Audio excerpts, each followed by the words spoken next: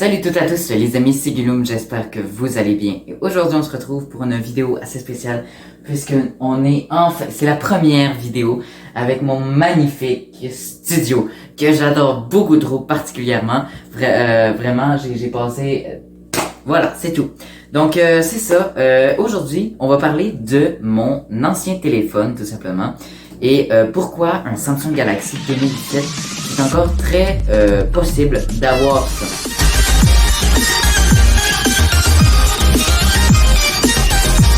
Alors simplement, j'ai ma petite boîte avec moi. On va l'ouvrir ensemble. Alors c'est pas voilà, c'est pas si magique que ça, voilà. On ouvre, on ferme. Et la voici. Très honnêtement, on va se dire franchement, un Samsung Galaxy A5 2017. Désolé, je fais bouger la caméra. On va se le dire franchement, c'est pas très gros, on va se le dire, mais c'est quand même la proportion d'un téléphone normal. Ok, on va se le dire tout de suite. C'est très correct. Et moi, personnellement, ce que j'adorais avec ce téléphone-là, justement, c'est la prise en main. Puisque j'ai remarqué avec mon nouveau téléphone que Slowpop m'a donné, merci beaucoup, c'est que le téléphone est vraiment très grand. Et pour pitonner à un seul doigt, c'est un peu rushant, on va se le dire tout de suite. Donc, avec ce téléphone-là, c'est très simple, la prise en main. Et donc, je trouve ça très cool. Oui, il y a le mode d'utilisation une main, mais il sert pratiquement à rien puisque c'est quasiment déjà un téléphone une main. Donc c'est ça. Alors c'est pas mal ça pour cette première caractéristique. Alors oui, il y a les bordures ici et là tout simplement parce que il y a les boutons tactiles et le bouton menu tout simplement. Et d'ailleurs le bouton menu qui est le lecteur d'empreintes également, qui marche plutôt bien, disons. C'est sûr que si vous avez des ampoules à longueur de journée, ça marchera pas, hein. Mais pour vrai, le capteur d'empreinte digitale, il marche plutôt bien. Moi, je m'en servais régulièrement. Tu fais juste allumer ton téléphone comme ça, il s'ouvre direct. Donc voilà. Alors si tu l'achètes reconditionné ou neuf, le téléphone pourrait très bien aller. Ça vient généralement avec 32 gigaoctets de stockage. Donc, pour vous donner une idée de grandeur, c'est à peu près le nombre de stockage que les téléphones récents offrent, mais pour les téléphones bas de gamme. Donc, par exemple, moi, c'est un téléphone bas de gamme que j'ai. Donc, il y a 32 gigaoctets de stockage. Donc, c'est pas mal ça. Mais il y a également d'autres caractéristiques qu'on va pouvoir parler tout simplement. Alors, simplement la caractéristique physique de ce téléphone. On va voir tout simplement l'haut-parleur qui est juste en haut du bouton démarrer. Alors là, vous pouvez vous dire que c'est très spécial, mais moi je trouve ça très pratique quand t'as une sonnerie, t'as un rappel, t'as, je sais pas, t'as une alarme qui sonne, tu veux éviter de déranger tout le monde, paf! Voilà. On n'entend plus rien du tout. Je te garantis que moi, j'utilisais ça tout le temps. Voilà, je l'ouvrais, je mettais mon pouce là, puis après ça, je quittais l'application sur laquelle j'étais. J'étais très correct. Pour de vrai, ça marche super bien. Puis après ça, tu baisses le son. Autre caractéristique que j'adore beaucoup avec ce téléphone et qu'il n'y a pas forcément sur tous les autres téléphones, le port jack.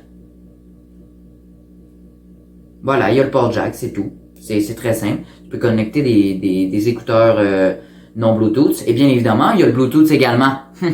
On n'est-tu pas bien servi, hein? Donc oui, si tu as des écouteurs sans fil, tu peux les connecter à ton téléphone, bien évidemment, en Bluetooth. Mais tu peux également connecter des écouteurs filaires si tu en as, ou si tu n'as pas d'écouteurs Bluetooth. Ou si tu as la flemme d'acheter des écouteurs Bluetooth. Ou si tu n'as juste pas envie d'avoir des écouteurs Bluetooth. Ou si, en tout cas, peu importe, tu as le port jack, qui est, on va te dire, très le fun. Donc, c'est ça. Autre caractéristique que ce téléphone a, c'est quand tu prends en main, tu as les deux boutons volume à droite et le bouton démarrer à gauche. C'est très le fun parce que généralement quand tu démarres ton téléphone, ton pouce est à gauche. Quand tu veux fermer ton son, tu vas pas comme te balader comme ça ici. Habituellement, tu vas juste comme cliquer sur les deux petits trucs ici. Mais malheureusement, avec mon nouveau téléphone, les trois boutons sont tous là. Donc c'est ça. Mais écoutez, moi je trouvais ça très le fun. Avec bien évidemment l'haut-parleur intra-auriculaire. Aucune idée c'est quoi le nom de cet haut-parleur-là. Mais l'haut-parleur d'appel, en tout cas on va l'appeler de même, fonctionne encore très bien. Bien évidemment, entrée de carte SIM. Entrée de carte SD, je sais plus trop où. Bon, ben l'entrée de carte SIM et l'entrée de carte SD sont à la même place. Non, pas pantoute. L'entrée de la carte SD est au-dessus du téléphone et l'entrée de la carte SIM est juste ici. Ou le contraire. Ça fait longtemps que j'ai pas touché à ces deux compartiments-là. Peu importe. Donc voilà, on retrouve le logo de la marque en arrière, le logo de la marque en avant, le logo de la marque sur le côté, le logo de la marque en dessous, le logo de la marque dans les instructions, le logo de la... C'est pas vrai! Bien évidemment, on trouve pas ça tout partout. On retrouve le logo de la marque en arrière et le logo de la marque en avant. C'est tout. Voilà. Pas la peine de s'embêter. On va se dire tout de suite, c'est pas un méchant pétard. Tu te promènes pas ça dans la rue avec ça pour avoir un statut social de riche. On va se le dire tout de suite, ok? Tu te promènes avec ça dans la rue pour avoir un téléphone. Spécifiquement, juste pour avoir un téléphone. C'est tout. Parce que, on va se dire, la caméra arrière et la caméra avant et la caméra sur le côté et la caméra en dessous et la caméra sur le dessus, c'est pas les meilleures caméras. Là, vous comprenez que chaque fois que je fais ce genre de blague-là, c'est des blagues, hein? Parce que bien évidemment, il y en a pas en haut, il y en a pas en bas, il y en a pas sur le côté. Voilà. La caméra arrière et la caméra avant fonctionnent pas super bien. On va se le dire. On peut prendre de très jolies photos avec. Je vous en montre justement une là, une là. Voilà. Ça, c'est les deux photos que je vous ai décidé de présenter. Ça, c'est deux photos que j'ai prises avec ce téléphone-là. Donc, si vous avez une excellente luminosité et une excellente endroit et en tout cas, des excellentes conditions pour prendre une photo, le téléphone peut prendre d'excellentes photos. Ça fait beaucoup de mots excellentes quand même. Tu devrais changer de script. Prochaine fois, on mettra plus des très bons scripts. Peu importe. Voilà. Une caméra qui fait quand même l'affaire, on va se le dire tout de suite. Et bien évidemment, le petit flash LED qui est juste ici. Voilà. Donc c'est pas mal ça pour les caractéristiques physiques de ce téléphone. Voilà. On va se dire, il est pas foutrement beau, mais en vrai, ça va.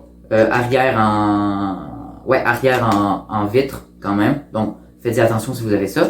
Mais voilà. Par rapport à intérieur, par rapport au logiciel ou quoi que ce soit. Bon, ça fait pas partie du logiciel, mais je trouvais ça un peu trop abstrait pour mettre ça dans le physique aussi. Mais l'écran, c'est un écran AMOLED, donc ça vous permet d'avoir un noir complet si vous voulez avoir. Ça va pas vous afficher un genre de grisâtre, ça va être vraiment noir complet. Quoi? Pratique si vous êtes un gamer et que vous utilisez souvent Discord. Donc voilà. Et bien évidemment, c'est très très pratique d'avoir un écran comme ça parce que ça économise beaucoup d'énergie pour vrai. Parce que chaque pixel va vraiment s'éteindre s'il n'y a rien à afficher. Donc voilà. Et bien évidemment, le téléphone ne se met plus à jour. Hein? Donc ça fonctionne sur Android 9, je crois. Donc Android 9 avec le One UI. Le One UI, c'est l'interface utilisateur des Android. Donc ça fonctionne sur Android 9 et One UI, je sais plus combien, mais c'est plus à jour non plus. Mais quand même, et vous pouvez installer un antivirus si vous êtes pas prudent. Moi, honnêtement, j'ai toujours fait avec la base. J'ai jamais installé d'antivirus sur celui-ci, même s'il se met plus vraiment à jour. J'ai jamais installé d'antivirus dessus et je suis très très bien. Et croyez-moi, je suis quelqu'un qui télécharge quand même beaucoup de fichiers pour quelconque raison, pour quelconque vidéo, pour des montages, pour peu importe. Voilà. Donc c'est ça. Donc le téléphone est quand même sécuritaire, on va se dire. Genre, vous pouvez faire une analyse de Play Protect directement dans l'application Play Store ou directement une analyse à partir de votre téléphone. Alors c'est développé par McAfee. C'est pas forcément l'idéal non plus, mais écoutez, ça fait la job, comme dirait un bon Québécois. Donc c'est ça. Ce qui est en termes de stockage, on est sur du stockage de 32 gigaoctets, mais moi personnellement, j'en avais 95.